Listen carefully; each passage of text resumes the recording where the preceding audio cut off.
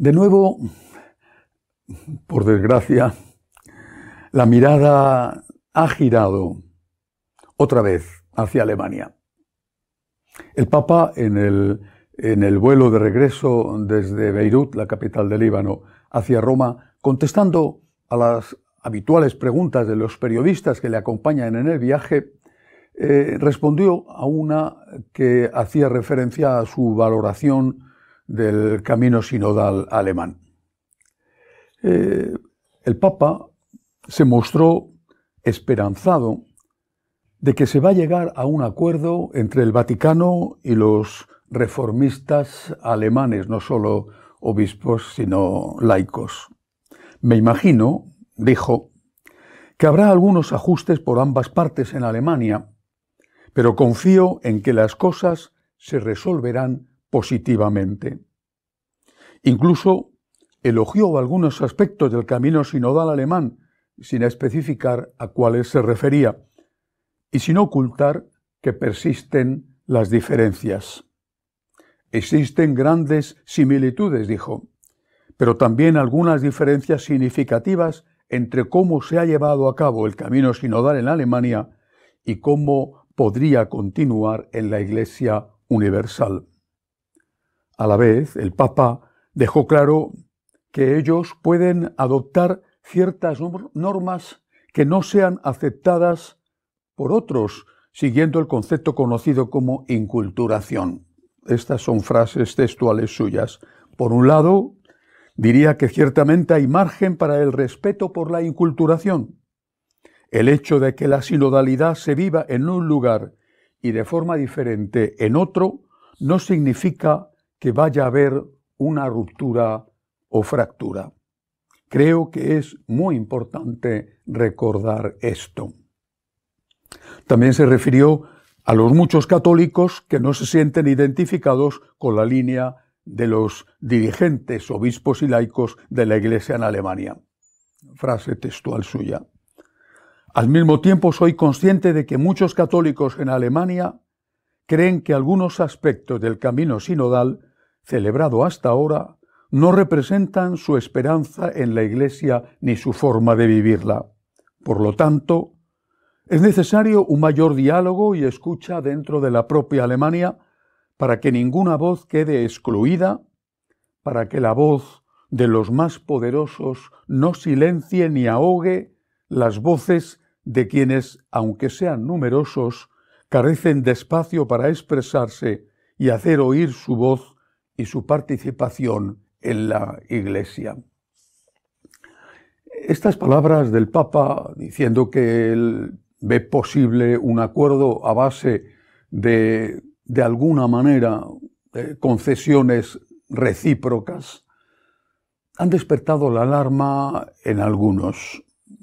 Por ejemplo, el cardenal Zen, cardenal emérito de Hong Kong, que esta semana además ha sido llevado una vez más a los tribunales de su ciudad, acusado de corrupción, acusado de espionaje, acusado de confabulación contra el gobierno comunista chino. El cardenal Zen, que ya es muy mayor, pero que es un gran batallador, ha hecho unas declaraciones que no mencionan directamente a Alemania, pero que sí hablan del camino sinodal. Decía este purpurado chino, aludiendo además a una frase anterior suya de que con el camino sinodal, depende de cómo se aplique, se puede ir hacia un suicidio eclesial. Dice que esa frase, la de que se puede ir hacia un suicidio eclesial o eclesiástico, con esa frase quiere decir que existe el riesgo de que el documento de conclusión del sínodo sea utilizado como base para implementar una fase de ejecución sin unificación doctrinal. No sé si el cardenal Zen, cuando ha hecho estas declaraciones, se refería o no a las palabras del Papa sobre la inculturación en Alemania. Hay cosas que se pueden hacer en Alemania, no se pueden hacer o no tienen por qué hacerse en otro sitio. Naturalmente se pueden hacer en Alemania y si se hacen en Alemania se pueden hacer y posiblemente se harán en otro sitio. Añade el cardenal Zen, permitiendo interpretaciones completamente divergentes de diócesis a diócesis. Zen advierte que adoptar un pluralismo doctrinal como el que describe conduciría a la Iglesia Católica hacia un escenario similar al de los anglicanos. En esa comunidad eclesial, como es sabido, se ha producido una escisión que ha dejado fuera de la comunidad eclesial, no puede llamarse iglesia, ha dejado fuera de los anglicanos al 80% de los fieles que ha fundado otra iglesia. Eso es lo que advierte Zen. Cuidado con, sin decirlo, con lo de la inculturación, porque entonces podemos llegar a una situación en la cual en una diócesis se haga de una forma, en la otra se haga de otra, un país, otro país, y se ponga en riesgo la unidad doctrinal. Otro que ha hablado esta semana y al que le toca mucho más de cerca lo que sucede en Alemania es un alemán, un publicista muy conocido y además fundador de uno de los grupos que están luchando por la fidelidad a la Iglesia doctrinal y moral dentro de la propia Alemania. Este grupo se llama Nuevo Comienzo. Me refiero a Berthar Moiser. Él ha sido también coautor del famoso libro para jóvenes Jukat. Berthar Moiser asegura que en Alemania se vive un cisma de facto y que la Iglesia en ese país se encuentra ante la mayor crisis desde la Reforma. Se refiere a la Reforma luterana. Lo que es peor, Moiser considera que la situación degenerará si el Papa no actúa decididamente. Después de afirmar que hay una multitud de actos cismáticos demostrables atribuibles a obispos, en eclesiología y ética sexual, concluyó: si Roma renunciara a aceptar un cisma por miedo a las consecuencias políticas o al cese de las contribuciones, la Santa Sede sería parte de las relaciones corruptas. Moiser ha puesto el dedo en la llaga. ¿Un acuerdo? Sí. Sin ninguna duda. ¿Un acuerdo que evite la ruptura? Sí. Creo que todo el mundo puede coincidir en esto. En lo que no se puede coincidir y no coinciden es cuál es el precio a pagar. Pero esta semana también ha habido otras cosas interesantes en el mundo vaticano. Por ejemplo, a la salida de Castel Gandolfo de su día de descanso, preguntado por los periodistas, le han preguntado y le ha molestado un poco al Papa por qué no rezó en la Mezquita Azul durante su visita a Estambul. Y él ha contestado diciendo que su lugar de oración es ante el Santísimo en una iglesia católica, sin despreciar que otros hagan oración al Dios en el que creen, por supuesto, en las mezquitas. Pero él, su lugar de oración es, ha dicho, ante el Santísimo en una iglesia católica. También esta semana ha tenido lugar una audiencia a un grupo numeroso de políticos conservadores europeos. En el mensaje que les dio el Papa, les ha pedido que se esfuercen por conservar la herencia judeocristiana de Europa, es decir, por ser fieles a las raíces cristianas de Europa. Y ha pedido que defiendan la vida desde la concepción hasta la muerte natural. Cierto que no ha sido un discurso como el que podría haber hecho, como el que hizo hace ya unos años el Papa Benedicto XVI, pero eso no significa que haya sido un mal discurso.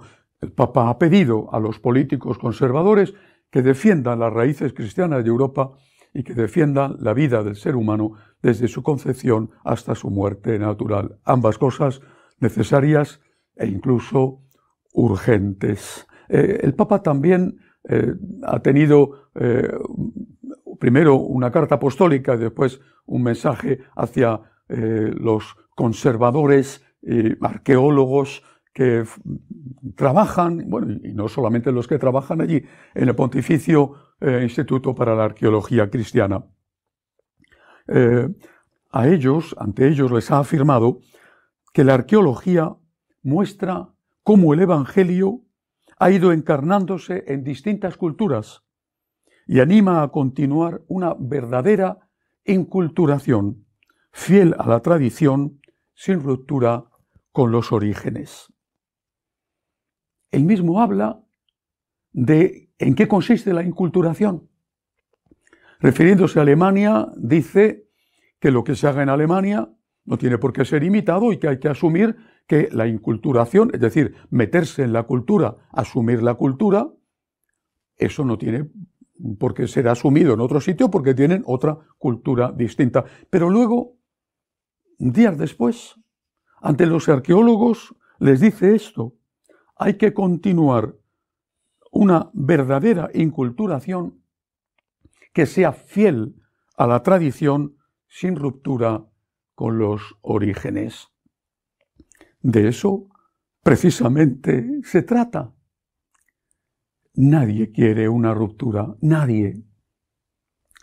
Pero ¿cuál es el precio para evitar esa ruptura?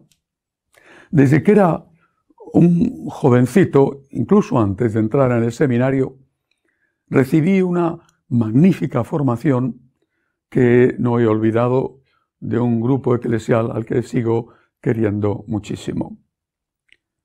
Allí aprendí que la unidad exige concesiones, que exige pagar un precio y que más vale lo menos perfecto en unidad que lo más perfecto en desunidad. Lo menos perfecto, no lo imperfecto, que es distinto.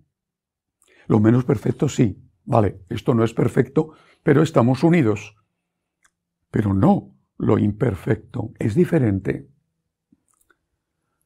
Tenía que haber cedido San Atanasio, por ejemplo, cuando defendía la divinidad de Jesucristo y que le costó tanta persecución.